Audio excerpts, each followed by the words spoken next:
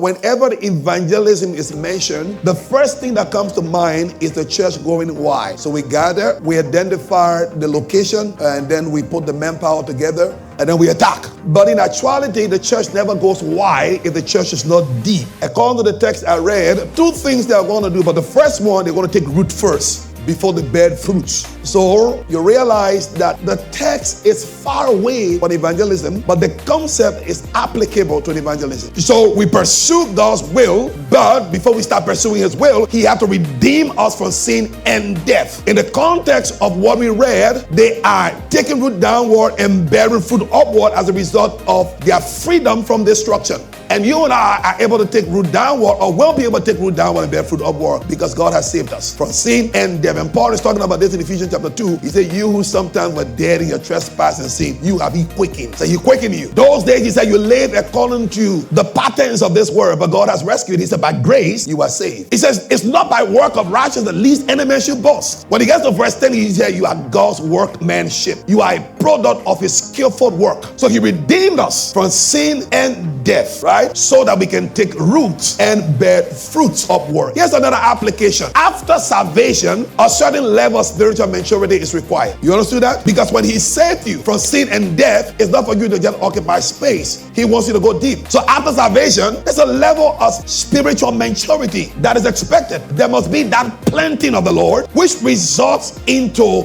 the flourishing that takes place in his course. You read Isaiah chapter 61 verse 3, it said the Lord will do some exchanges. All right, he will give the oil of joy for the spirit of heaviness, and then he will replace ashes for beauty, and then the garment of praise, right, for the spirit of heaviness, right? But at the end of the day, he says, there shall be called the planting of the Lord, that he should be glorified. God expects some level of spiritual maturity. You must be planted. And those who flourish, as far as evangelism is concerned, are those who are planted in the cause of the Lord.